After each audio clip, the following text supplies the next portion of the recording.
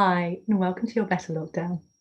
Our first lockdown experience wasn't the best one we've all had, but how can we make this second lockdown experience a little bit better? And how can we make working from home generally better? So, where do we start? Well, we can start with cues. Brains love cues. Perhaps you have an experience where you've walked into a room and smelt a certain type of cuisine or a scent and been brought straight back to a memory. Now, that's because the brain encodes memories using all of the five senses. And we can use that in a work environment to be able to help switch our brain into and out of work mode more easily. So if we start with cues, you can start with a location cue. Now, the good news on that is that you don't need to have a separate office at home for this to work. All you need to do is to find a spot that you can use exclusively for work and consistently for work. Now, that can be a separate office if you have one, but it can also be a separate part of the room. It can be even something like a seat at a dining table or a seat on your sofa. So think Sheldon's spot from The Big Bang Theory.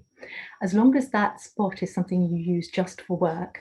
So, for example, if you're using a seat at a dining table, you use one seat in particular to work, and then if you're going to eat, you use a different seat. That helps the brain partition what is going to be a work environment for you at home. So if you do use that spot exclusively and consistently for work, when you enter it, your brain will start to be conditioned to think in a work mindset as soon as you go to that location, and it'll switch out of it when you move.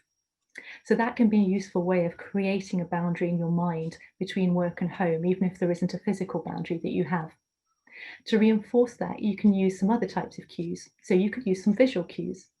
So if you had around your work environment, say three objects that you use during your working day. So for me, that would be a work diary, work notebook. It would be my blue light glasses, and it would be a specific mug that I use during the working day. Now, every morning, what I do is I set those out, and that helps my brain understand that this is now work time. At the end of the day, I clear them away, take them out of my field of vision. And again, my brain is starting to be cued to say that it's no longer the work day. You can reinforce your location visual clues with some audio cues as well. So, for example, political campaigns, they always use music to help connect a campaign with an audience. For you, you can have your own work on social campaign. So you could have for your work campaign a tune or maybe an alarm on your phone, it can be any sort of audio that you play to signal the start of your working day. And you can have a different tune or different sound that you play at the end to end out your day, an outro for your working day. Not only is that a good way of helping to get into the work mindset more easily, it's also good if you have small children, because that's an easy thing to be able to recognize a tune to signal that actually maybe you're going to have slightly less time to spend with them because you're now working. So those are some cues that our brains like to use and that can help us switch in and out of mindsets. What else can we do? Well, we can capitalize on the fact that our brains love control. So, our brains, their primary function is to keep us alive. They are survival prediction machines. And of course, our chance of survival is higher if we have control over our surroundings. Now, with lockdowns, what we find a lot of is that control is taken away from us. Our ability to go outside, to restaurants, to be able to go to the office, it feels as if it's all been taken away from us. So we feel an element of control has gone. But actually, it's also given us a little bit more control. So, what we need to do is to identify what those areas are and capitalize on them, exercise them. So, for me, it's the fact I don't need to spend half an hour commuting to and from an office anymore. I have more control. I have 30 minutes in the morning, 30 minutes in the evening when I have more time. And that's control that I have over that 30 minutes. So, I exercise that, whether it's something like exercising, it could be mindfulness, it could be simply scrolling through social media. Whatever it is, it's important that I have chosen it, and that's my exercise of control. If you can find other areas in your day where you have that newness, that new elements that you didn't have before, or even elements in your day that you still have control over that you had before, make sure you identify them and you exercise the control that you have, because that will reinforce the element of the brain saying that actually this is an experience that you are living through and that you are controlling. So the final thing that we can do is we can use routines and help our brain find some comfort in the chaos of the world at the moment through routines. Now, we don't want to go overboard with them. We don't want to structure every last minute of our day. But what our brains like is certainty. They don't like uncertainty, because if you think about it, uncertainty represents potentially something bad. If we don't know what's going to happen in our day, how do we know it's not going to be something that's bad for us? what we do find is that not having an office and having this strange pandemic world that we're living in, a lot of our routine's been disrupted. And for some of us, maybe we've not actually created a new one since. So if we haven't, what we can do is look at certain key elements in our day, such as breakfast time, lunchtime, evening time, end of the day, and see what we can do to introduce an element of routine that gives our brain that certainty of what's going to happen and a little bit of relief. Certainty is treated by the brain as something positive, uncertainty is something negative. So if we've got a framework for a morning, a lunchtime, and an evening, then that's something which is enough of a flexibility and balance for our brain to feel as if it's got the certainty that it needs without feeling micromanaged. So in the morning, I would suggest starting off with a positive action. For those of you who have been following my LinkedIn posts, there are a few ideas already out there, but whatever it is you choose to put your brain into a positive mindset, schedule it for the morning, because if you can start in a positive mindset, then you will carry on and have a lot more mental energy during your day.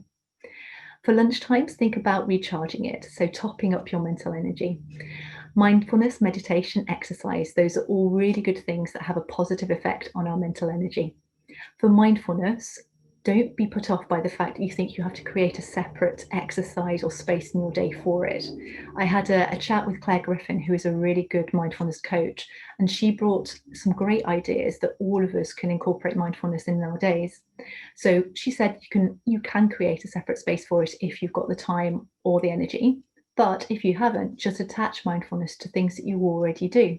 So for me, she explained how I could attach mindfulness to making a cup of tea, which is something I do during the day. And it's something that at lunchtime I do in a particularly mindful way. So that helps my brain recharge and reset, ready for the afternoon.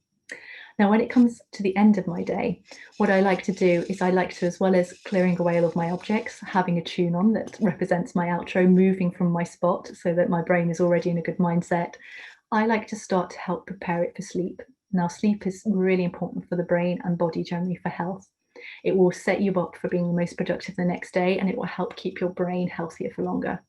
So sleep is something which I do try and prioritize whenever I can, but there is a process that we can go through to be able to get a better night's sleep.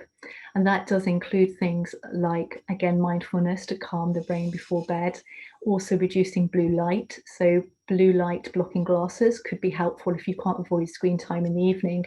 Wear something which at least limits them, set them to dark mode if you can.